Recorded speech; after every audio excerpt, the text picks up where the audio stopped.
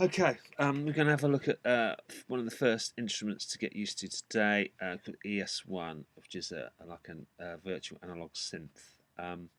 So, file new, empty project, software instrument. Now this time, don't choose from the library. Let's shut the library. We do over here. Hold down where it says EVP88. For some reason, I don't know why, Logic always comes up with the EVP88, which is electric piano. Hold that down, and you've got a choice of different instruments here, different synths, all different types of keyboards. Choose the ES1. I'm just going to choose a stereo version of that. And this is a really good way to learn how a synthesizer works, basic synthesis. Right, I'm just going to go through all the parts of it reasonably quickly, so you get an idea and you can just work your way through it. I've got a keyboard pressed in, so I've got MIDI going in down here, and just to make it sound better, I was just going to put a little tape delay on this, just because I like the sound of it.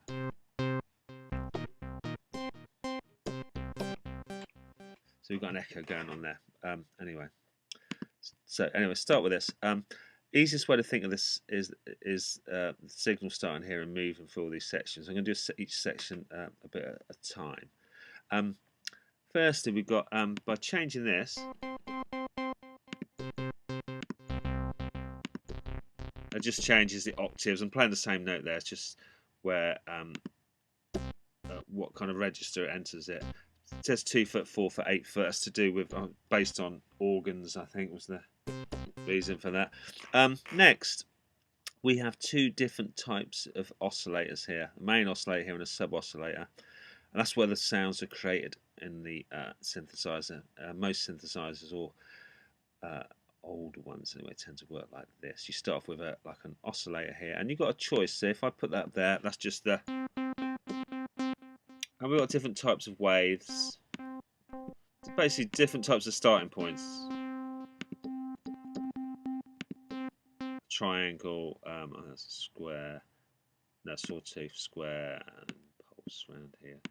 Anyway, go through that another time. Mixed with, below, this is now just this oscillator, and we've got various types of different waveforms here. External, that would mean you could feed the signal from somewhere else through the side chain up here. We won't worry about that now. This is just like kind of, so by mixing that,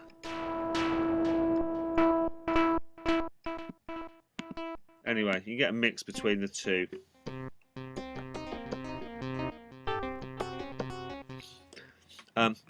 Next section is the filter section. The most important bits here are the cutoff,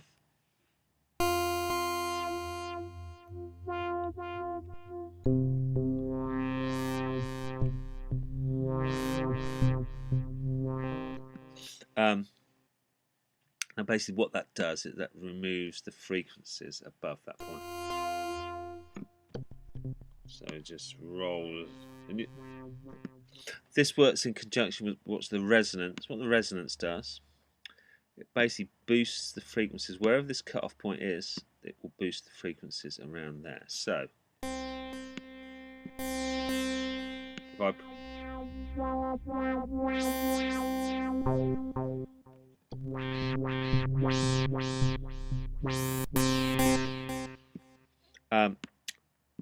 now, been set up on the ES1.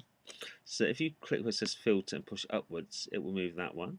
If I move sideways, it will move the resonance. So by moving that around, you can control that. However, the best way to do this, if you've got any kind of MIDI keyboard with knobs attached, is to do this with anything in Logic. Click on there, then click Command and L, and then twiddle a knob on the, and now that has shut that down. Now that basically that knob controls that.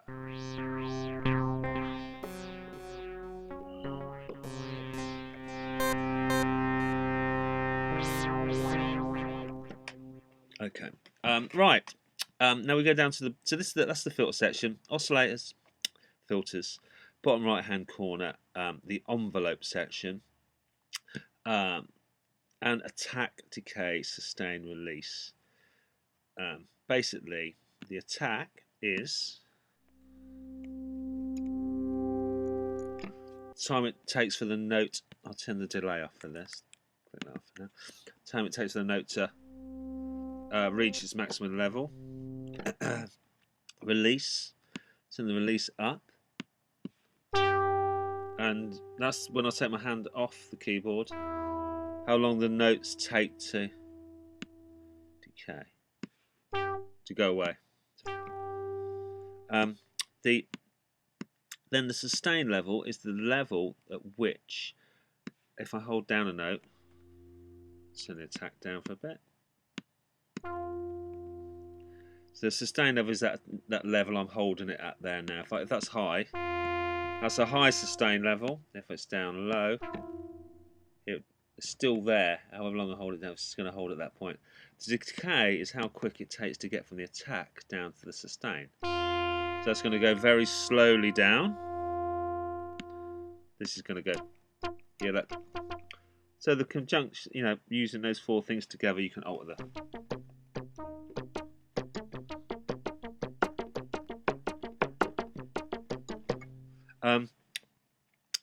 We had chorus here. Different types of chorus. Bother with that. Number of voices. If you set it down to 1, it's impossible to play a chord. It's like an old monophonic synthesizer. So I'm going to turn it up to 7. Now, this is good. Let's put the delay back on. Let's just change this back to reset. Okay. The bender range works in conjunction with the pitch bend on your keyboard, which you should have. I'm sure you got. So at the moment that's set to going down 2 semitones or a tone. I can set that if I want to 24, 2 octaves.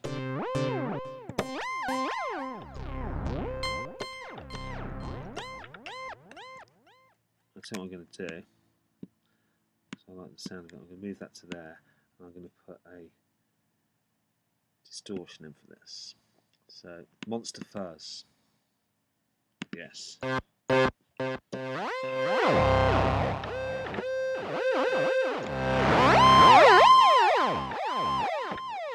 So that's 2 octaves.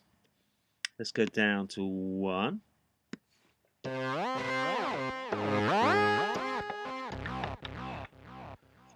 Or 7, which would be like a fifth in music with 7 semitones. All right, change that 7. That's got to be quite a 3 semitones, which is a minor third. But the one 6, which is the flat and fifth, which is the devil's note.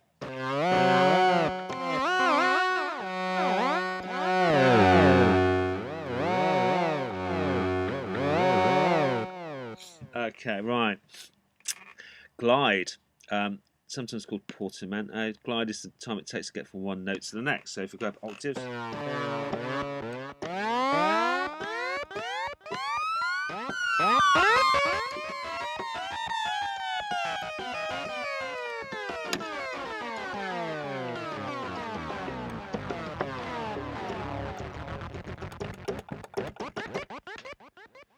Okay, that's quite good fun. That. Okay, next, where am I? Go down a few octaves.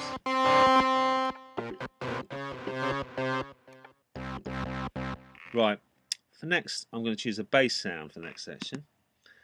This is the modulation section here. I'm going to choose London bass. I'm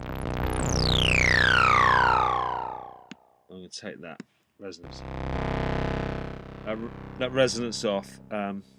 And I'm going to take off. Let's take off that and that. So, oh, that's loud. That's loud.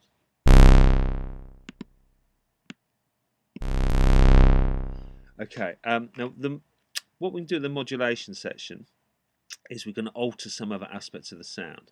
So, at the moment, and for this, I'm going to turn this up full. This is kind of assigned to the modulation wheel, but it kind of bypasses that if you do this. Turn that right up there.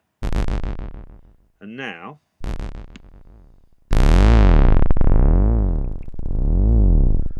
pitch of this note is being changed by the speed of this.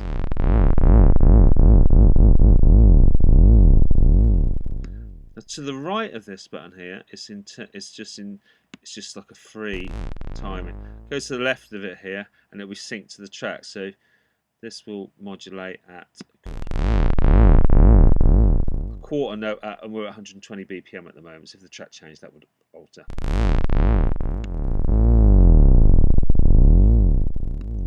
And the thing that's modulating is called an LFO, and that's kind of vibrating at this rate.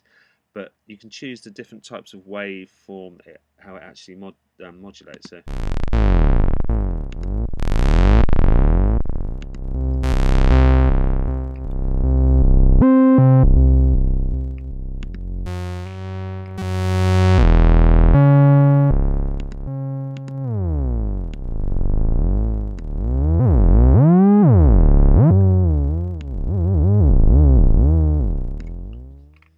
Now, a common thing is to modulate the cutoff. You can modulate any of these, that the cutoff is the one you hear a lot.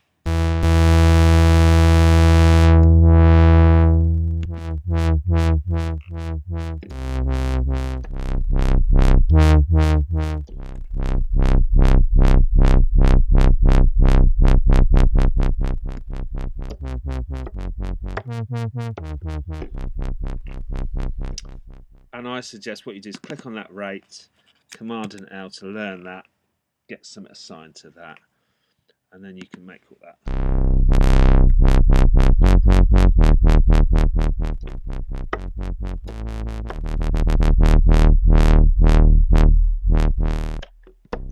Anyway, you get the idea.